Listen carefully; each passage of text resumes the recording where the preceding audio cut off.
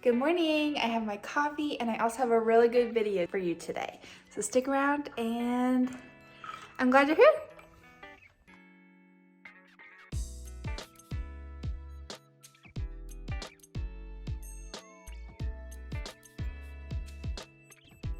Hello.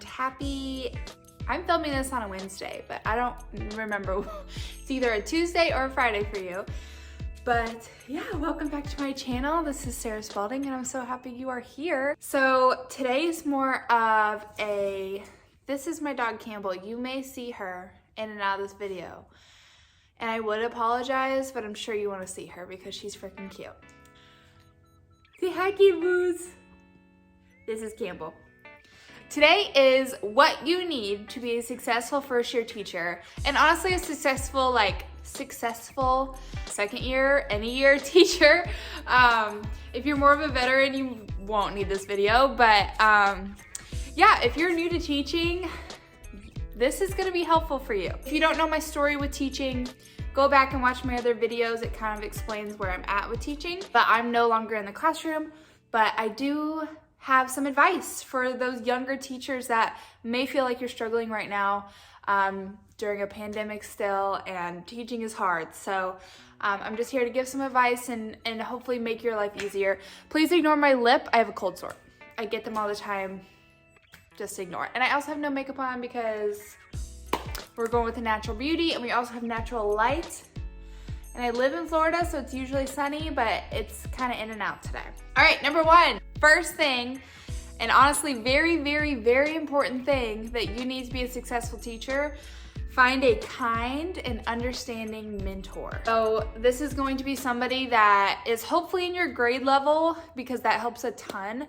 Somebody that's been teaching for quite a long time, and somebody that you get along with. I've been at 3 schools, and they give you a teacher a lot of times when you are at their school for the first time, so they give you a mentor, and sometimes it's just not who you need. And don't be afraid to voice those opinions. A lot of times those teachers volunteer to be a mentor, but if it's not working, it's not working. You need somebody that is going to work with your personality and that isn't going to overwhelm you. And if you're not somebody that gets overwhelmed, like I wish I was you, but I had mentors that were really great and really awesome, but they thought that I constantly wanted information, which some people do want that. They're like, give it to me, give me all the info. But I was that kind of person that I was like, please stop. Like, I have my degree, I'm doing what I can. I can't handle any more information. No matter how awesome it is, like I don't want any more information, or I don't want to do that fun craft, even though it sounds great. I'm really behind on curriculum and I can't do it, or things like that. Like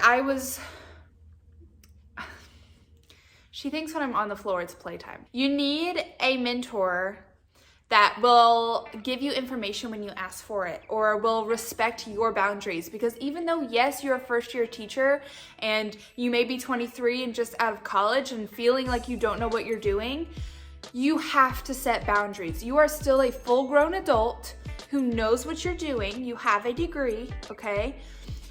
You have to set those boundaries with a mentor. No matter if they're 55 years old or not, if you can't handle something, you need to let them know. If they're not respectful about it, you don't want them as a mentor anyway. Now, I'm not saying that if they have something important to tell you that you need to be doing, that you don't want that information. Like, obviously you need information, and more times than not, you're gonna go to them for it.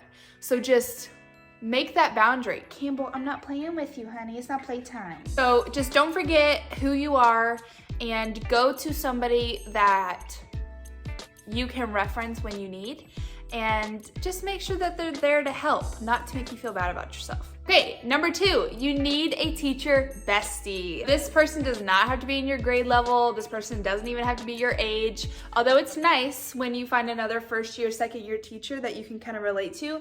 Even somebody just like 1 year before you, because they can kind of relate to where you're at, but they're still newly out of college. These are so important. Mostly because you need somebody that understands. Like, my best friend isn't a teacher, and she just would listen to my stories, but she didn't understand like what it was like to be a teacher right now or anytime. And it was really hard because I needed somebody that could relate to why I'm struggling so much with all this stuff, and listen to my crazy stories and things like that. So when I had a teacher bestie that I could talk to, they understood, and I could vent to them and they could vent to me, and we could relate stories and even ideas. And I was lucky enough to have a best friend in my grade level, so we were able to collaborate, and it just makes things a lot more easy, but you don't feel like you're being looked down on or watched, because she's not a mentor. She's just a friend that you are relating to. And it's so necessary because, one, who wants to be in a workplace where you don't have any friends? But two, just to know that you're not alone and that people your age are also struggling, because nobody has it together. But yeah, don't go without teaching without a bestie. Number 3, learn how to set boundaries early. Now, we kind of talked with this about your mentor, but I mean set boundaries with your kids, set boundaries with other teachers, set boundaries with your admin, set boundaries with your parents, okay? Set those boundaries ASAP once you figure them out. I didn't really get a planning a lot of times. They were taken up by meetings, or people would come in and talk to me. So sometimes I had to set that boundary. Don't come in and talk to me during my planning. I don't want to take work home. I don't care if you do, but I don't. And I actually have to get stuff done. Or set the boundary just to yourself. Don't take work home. Don't call a parent not during school hours. And if you have to, they have to schedule it. Just you are not their servant, and that's not how that works. You are a professional, and you live a life outside of the classroom, and you don't get paid for a lot of those hours. So just remember that you don't have to do anything outside of 7 to 3. You don't. And I took work home, okay? Especially during grading time, I had stuff to grade, I had things to do. But for the most part, I came home and I sat on my couch, okay? I didn't do anything. I really tried not to. I did a lot of work before school to set up my room. I worked for the whole month of July for no money, so I of course took work home, and I planned every single Sunday was taken up with planning. And so, of course it happens. But if you set that boundary with yourself, it makes it bearable. Not great. It was one of the reasons I quit. But if you're gonna stick with it, set that boundary. Like, okay, I'm gonna live my weekend. I'm only gonna plan during my planning, or I'm gonna stay after school for only 30 minutes and plan, or whatever works for you. Just set that boundary so that burnout happens super quickly, and you don't want that to happen. So make sure that when everything's laid out and you know what's gonna happen and you're prepared, that way you're not overwhelmed and you're not burnt out and you're not just exhausted from everything to do with teaching. Teaching can get very overwhelming. There's information coming at you all the time, and you have to make thousands of decisions a day. When you realize how to cut out some of those decisions, your life will be a lot easier. Okay, number 4, a good self-care routine. Now, I hated hearing this when I was teaching. Go have a self-care night. Go blah, blah, blah, blah. Take a bath. That's not what I'm talking about, okay? You need something that you are passionate about outside of teaching. Your whole identity for the past 4 years has been, I'm gonna be a teacher. I'm gonna be a teacher. Everybody asks what you're doing in college. Oh, I'm gonna be a teacher. That's what you've been doing for the past 4 years. Okay, well, you need something that you're excited about to do with you. Whether that's improving in the gym, or learning a new diet, learning a new skill. Even if it's just journaling, taking walks every day, use your personal days, hang out with friends, find things for you to do that's not planning or finding resources or talking with other teachers. Just find things to do that fill your cup, because you can't pour from an empty one. So hard to do, because sometimes on the weekends, all I could do was lay on my couch. That's all I could do. I was so burnt out. I was so tired. I was crying all the time, and I couldn't do anything. I didn't have anything filling my cup. And once I realized that and found things that I was passionate about outside of teaching my 18 kids, my life improved. And it's hard because getting up and going to the gym is hard. Getting up and going on a walk when you're so dang tired is hard. Learning how to take care of your hair is hard, okay? It's not easy, but you need it, okay? Be strict with yourself. One thing to remember is just take it day by day. You don't have to be an incredible teacher every single day. Just be there for the kids. I'm not gonna say that it's all about the kids and that you're doing it for the kids, because we hear that a lot as teachers, you know?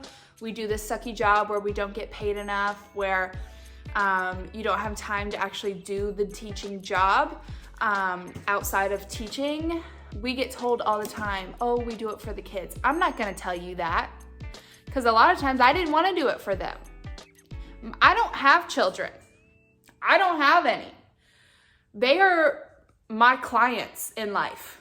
They were not my whole life. I didn't put my purpose in them, which I don't know if that sounds bad, but like, they were not my number one priority.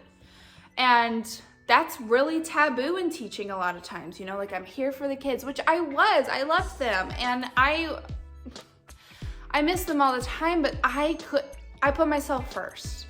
And that's really the main point. Don't burn out. Don't put these kids above your own health. It's not worth it. They'll be okay. And I'm not saying every day, you know, you have to plan and you have to differentiate and you have to do all these things. But I promise you, if that assignment doesn't get graded, it's okay. I promise you that if you don't get to that small group today, it'll be all right. You don't have to be everything for these kids. You have to be everything for yourself. You only have you, okay? You have these kids for 9 months. You have you forever. I wasn't meant to be a teacher. My mental health just couldn't take it, and ADHD just wasn't working with teaching. But if it's something that you love and you're passionate about and you are mentally tough to do it, it's gonna get hard and it's gonna get frustrating. Find a why, you know? Find a why. And if that's to have a paycheck coming, that's okay. If it's not to change the lives of the children, that's okay. Because a lot of times I did not feel like I was changing a single life. And that's not true. You do, I promise. Anyway, take it day by day. And take these things with a grain of salt. I'm just trying to help with what I needed and what I saw that helped me as a first-year teacher, second-year teacher. Campbell, I hope you love teaching and you really are making a difference, and I'm super proud of you for sticking with it and working so hard to get to this point, and I know it's exciting. If you need anything else, you can find me on Instagram at Simply Sarah Spalding, and you can find me on my blog, on my website, at simplysarahspalding.com. And so I really hope you go find me there. Please click the subscribe button. It really helps me out. And if you click the little bell, it'll notify you for my new videos. I have a new one coming out on Tuesdays, Fridays, and sometimes on Sundays. So I really hope that you love them and that you're watching and liking. And again, if you have any questions or if you just want to come hang out with me on stories and stuff, come find me on Instagram, Simply Sarah Spalding. I love you all. Have a great Wednesday. Bye. You're making it really hard for mommy to do her job. Do you know that? Do you think I'm here to play? Is that what you want?